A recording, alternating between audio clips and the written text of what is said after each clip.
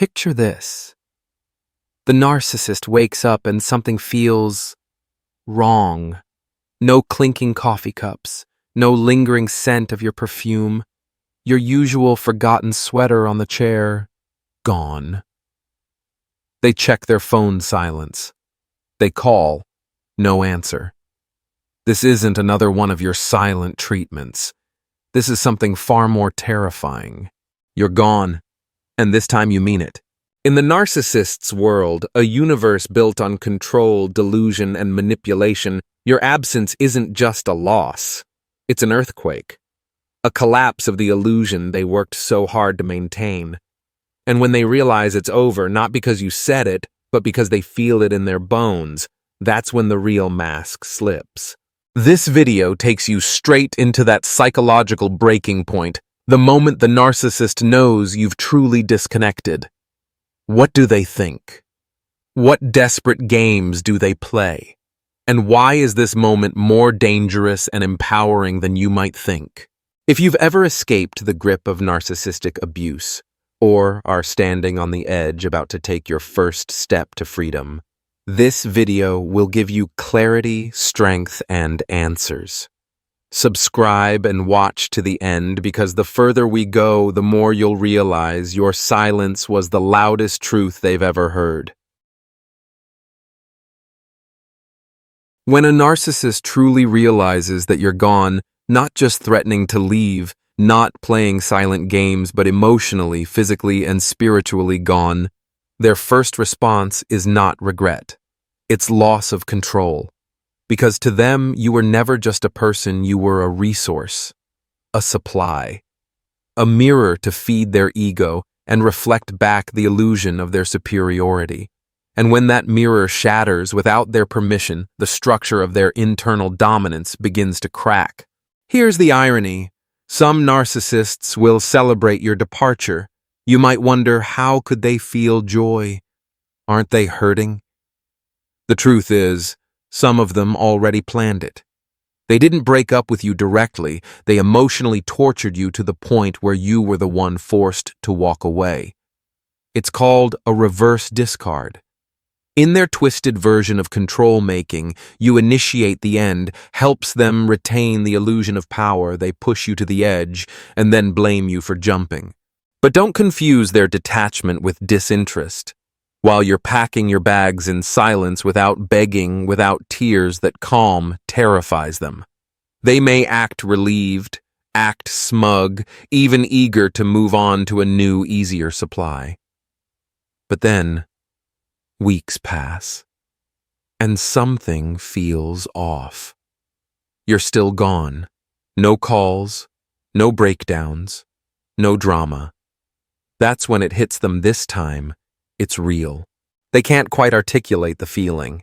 Naming it would require honesty. Instead, they start acting. Suddenly, there are heartfelt texts, emotional songs playing in the background, a clean house, a surprise marriage counseling session, all the things you begged them to do for years. But make no mistake, this is not transformation. This is performance. It's a new script in the same old play, a last-ditch attempt to reel you back into the cycle. And part of you might feel touched, because deep down, a piece of your heart once longed for this moment, the moment they'd finally change. But here's what you must remember: if they can do it now because you're leaving, it means they always could. They just chose not to. For all the months or years you pleaded, they withheld effort until the threat of losing you forced their hand. That's not love. That's calculation. And that's precisely why these sudden shifts aren't signs of hope, they're proof. Proof that they were capable all along, but only moved when control was at stake. These are not acts of growth. They are acts of panic. Attempts to rewrite the narrative just long enough to pull you back under their thumb. So don't be fooled. These gestures are not evidence of care. They're evidence of manipulation. When you see this for what it is, you're not just walking away from a toxic relationship, you're reclaiming your story. And nothing shatters a narcissist's illusion more than realizing the person they thought would never leave has not only escaped, but no longer needs them to breathe. And this is where things get more dangerous. When sweet manipulation no longer works, the narcissist mutates. If their attempts to win you back through last-minute changes fail, if the playlist, the spotless house, or the surprise counseling session don't melt your heart, they switch masks. Because behind every charming narcissist lies one terrifying fear, the fear of being forgotten. The thought of you living freely, possibly even happily without them, is unbearable. They can't tolerate a reality where they're no longer the center of your world. So when affection fails, they reach for what they know best: control through darkness. They start distorting the truth. They spin narratives, not just for others, but to protect their own fractured ego. In these stories, you become the villain, cold, ungrateful, heartless. They paint themselves as the misunderstood victim. But more than convincing others, they're trying to convince themselves that your departure wasn't about their cruelty. It was about your betrayal. When they can't manipulate through weakness, they retaliate with rage. Some begin flooding you with messages, sending gifts, writing long emotional letters, or even showing up at your home or workplace. They might reach out to your friends, your family, even your children, anything to reassert power. To outsiders, it might look like a heartfelt attempt to win you back. But you know better. Real love does not violate boundaries. It does not pressure you into returning just to restore a bruised ego. And with more extreme narcissists, those who cannot bear the loss of control, your silence can be perceived as the ultimate betrayal. In these moments, their fury can escalate into real danger. Many survivors have faced threats or even violence just for trying to leave. That's why in some cases, the safest exit is not to announce your departure, but to disappear quietly. You don't owe them closure. You don't owe them an explanation. Because to a narcissist, every goodbye is just an invitation to play again. And the only winning move is not to play. But here's the most important truth. The real story isn't about how the narcissist reacts. It's about how you awaken when you witness it all unfold. When you pull back and look with clarity, you begin to see the cracks in their performance. The tears, not heartbreak, but panic over losing supply. The promises of change, not born from recognition of your worth, but from fear of having to start over with someone new, someone not yet conditioned to their control. In the narcissist's world, you were never seen as a soul with autonomy, only as a role in their play. When you played along, you were loved. When you resisted, you were the villain. And when you left, they weren't mourning your absence, they were raging because you dared to reclaim your place as the main character in your own life. This is when you must realize your silence is the loudest statement of all. You don't need to yell to explain, to justify. Every time you don't reply, every time you refuse to get pulled into their emotional trap, you're declaring, "I see the truth, and I choose myself." And that terrifies them. Because if you've seen the truth, then you can tell it. You can remove the mask. You can become the one voice they cannot control. And there is nothing more threatening to a narcissist than a former victim who has awakened and dares to speak. They'll do everything to hold on, not with love, but with guilt. Blame, emotional ambushes, and even performative remorse. But never forget, someone who truly loves you would never keep you in a state of emotional confusion. Someone who truly cares doesn't need to lose you to realize your worth. Your awakening makes all their tactics powerless. And when you remain calm, grounded, unshaken, you don't just regain control, you become living proof that love is not suffering, and that no manipulator can break a soul that has learned to stand in its own light. But here's what you must deeply understand: a narcissist does not accept defeat. They don't simply bow out gracefully when you walk away. In their world, abandonment isn't something that just happens. It's a direct assault on their ego, and they won't let it go quietly. Even if you leave in peace, even if you slam every door behind you, they will look for ways to reopen it by any means necessary. So prepare yourself. Even after weeks of silence, you might suddenly receive a late-night message. I miss the kids. Or just wanted to say, I'm sorry for everything. Or something more subtle, a random emoji, a blank text, a song post that just happens to be public and clearly directed at you. These are not innocent gestures. These are probes. They're testing the waters, waiting to see if you'll react. And if you do, even with something as small as a question mark, you've just cracked open a door that should have stayed locked forever. A narcissist doesn't reach out to reconcile or to repair. They reach out like a hunter, not because they love you, but because you are the unclaimed prize that slipped from their grip. They don't see being left as a natural part of life. They see it as insubordination, as a challenge to their dominance. And the trap is this: their reasons often sound incredibly reasonable. Who wouldn't feel compassion when they say they just want to see their child? Who wouldn't feel moved when they talk about a recent trauma and claim they just need someone to talk to as a friend? They don't come back wearing the face of the abuser. They return wearing the mask of vulnerability to awaken your empathy, the very trait they once exploited so masterfully. But you must stay sharp. Everything they do has a purpose. Nothing is accidental when it comes from a narcissist.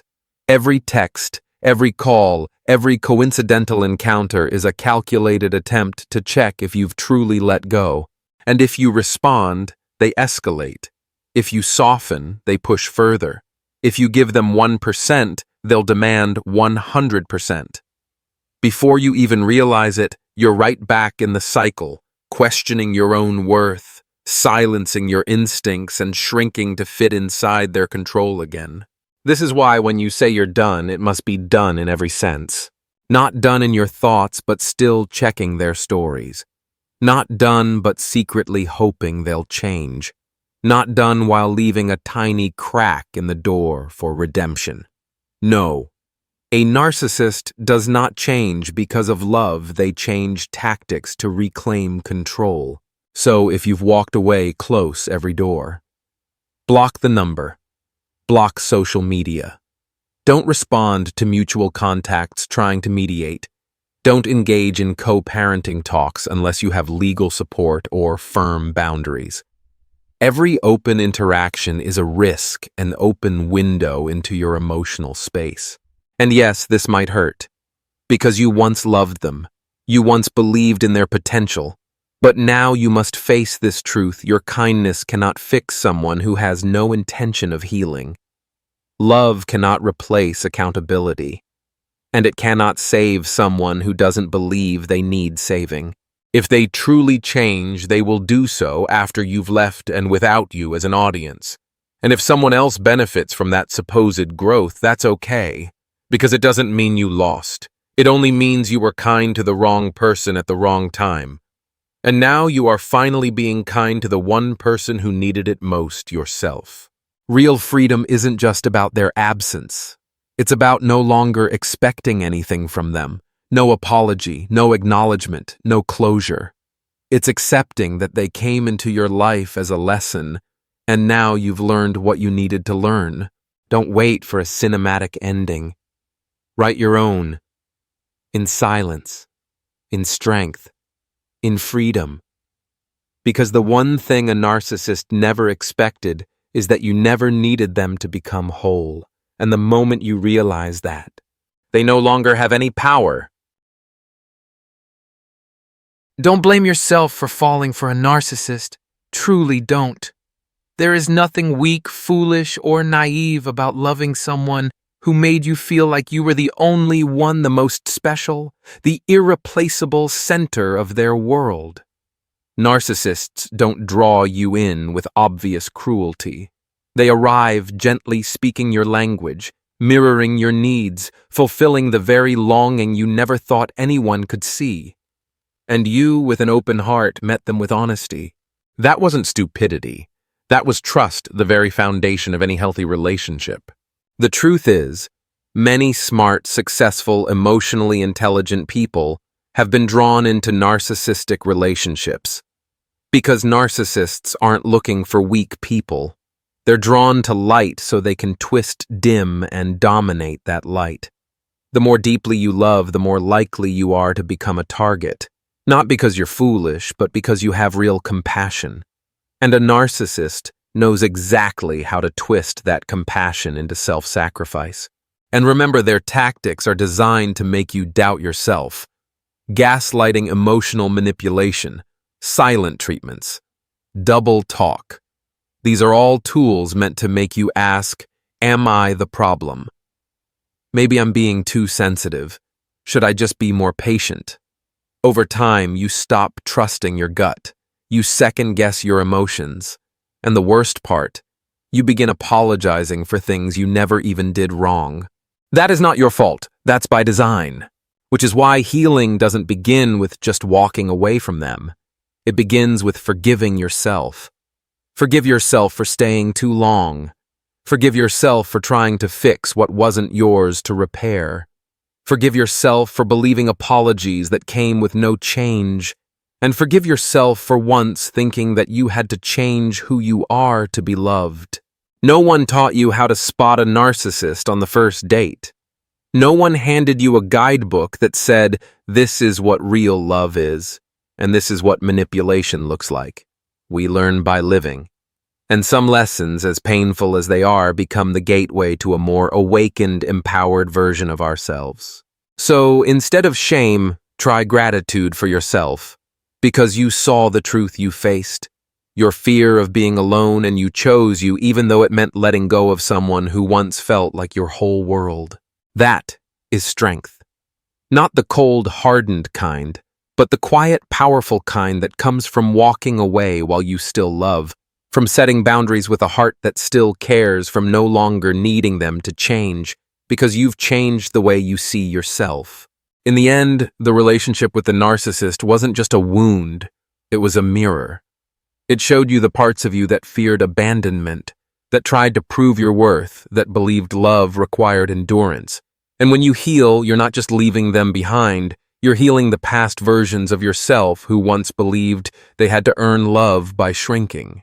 So, don't carry shame. Don't punish yourself. Stand tall and say, I gave everything in love, and now I choose to give that love to myself. And here's the beautiful truth: you can love again. Not them, but with a new heart. One that's braver, wiser, and no longer willing to lose itself just to be seen.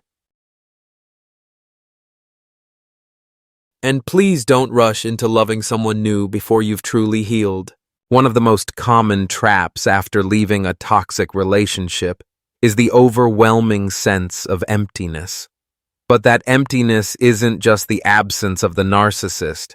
It's the hollow space left behind in your trust, your sense of worth, your emotional compass that had been twisted and dimmed.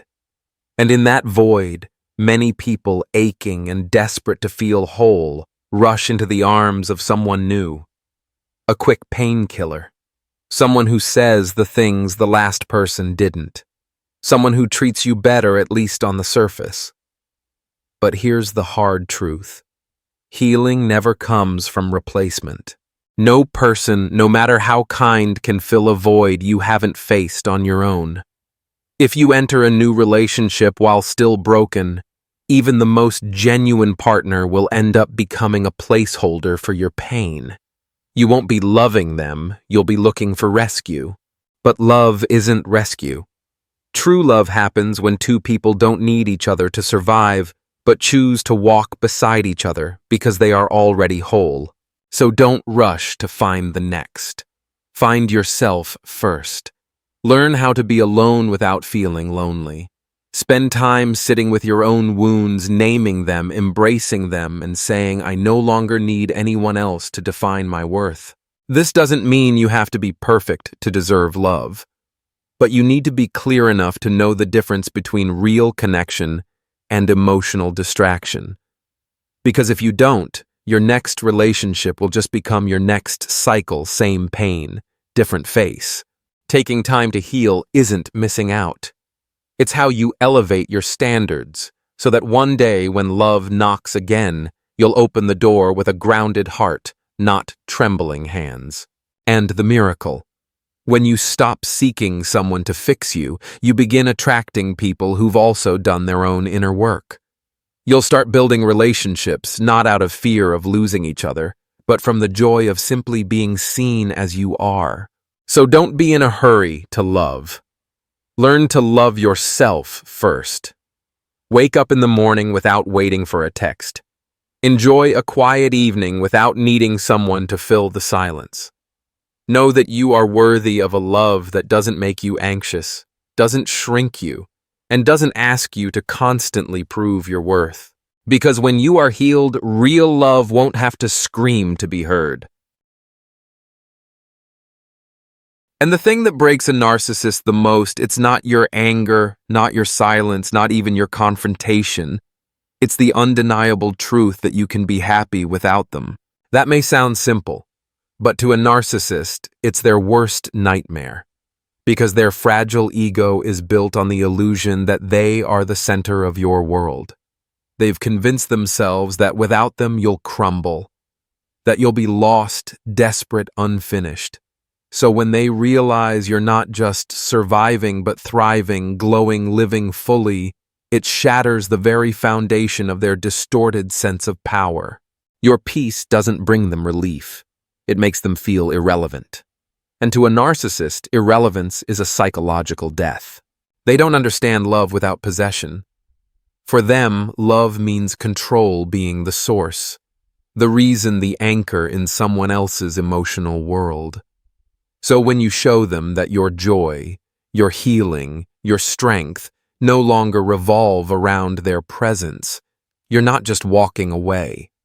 You're dismantling the entire power structure they built around your identity.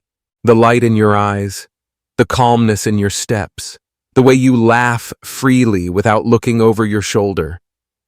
Every small expression of freedom is a devastating blow to their carefully constructed illusion.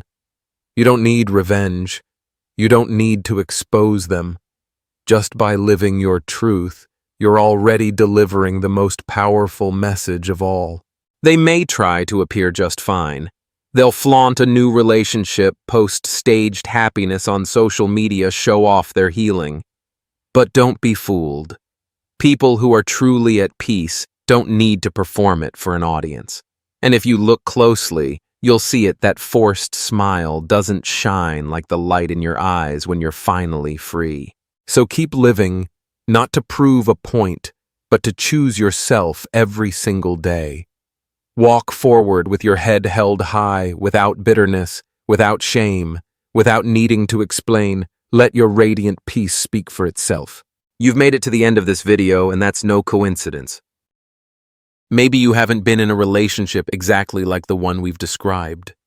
Maybe you've never experienced gaslighting emotional manipulation or calculated silence. But if something inside you stirred while listening, if a quiet emptiness inside you suddenly had a name, if you've ever felt tired, misunderstood, or like you had to shrink yourself just to be loved, know this: you are not alone. You live in a world where manipulators are often believed while those carrying the wounds are told they're too sensitive. A world where kindness is mistaken for weakness and compassion becomes a target.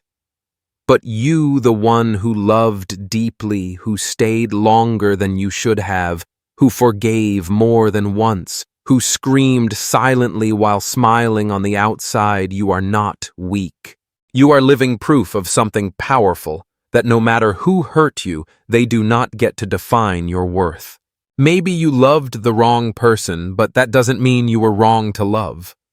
Your heart doesn't need punishment for believing in love. It needs healing to understand what real love looks like. And healing isn't a destination, it's a journey. A journey where you walk through memories without running back. Where you feel the anger without losing your kindness. where you sit in your most vulnerable moments and choose not to reach out. It's a road you once thought you could never walk, and yet here you are, still walking step by step. You haven't gone backward. You might still remember. You might still have sleepless nights. You might still cry at what could have been. But the difference is this: you no longer want to go back. You don't crave an apology. You don't fantasize about what if. You simply want peace. And that right there is the clearest sign that healing is already happening. Because in the end, freedom isn't them changing. It isn't you winning. It's no longer needing anything from them. Not validation, not closure, not love on your terms. Because you've learned how to love yourself in ways no one else ever did. When you live happily without needing to prove it to them, without needing them to notice, that's not survival. That's rebirth. And if you're still somewhere in the middle of it all, unsure, not ready, still searching for clarity, that's okay too. We all move at our own pace. What matters most is that you know you're on your way forward and you're no longer turning around. So if this video spoke to you, hold on to it as a reminder. You don't need anyone's permission to begin again. You don't need their forgiveness to heal. And you don't need their approval to become who you were always meant to be. True freedom doesn't come from walking away from someone. It comes the moment you no longer want to return to the version of yourself who tolerated it. If this message meant something to you, hit subscribe, share it, or leave a comment below. Not just to support this channel, but so that someone else out there knows they're not alone in this fight. Because every story you tell, every truth you share is a small light for someone still trapped in the dark. And sometimes, as you now know, the only light we truly need is our own.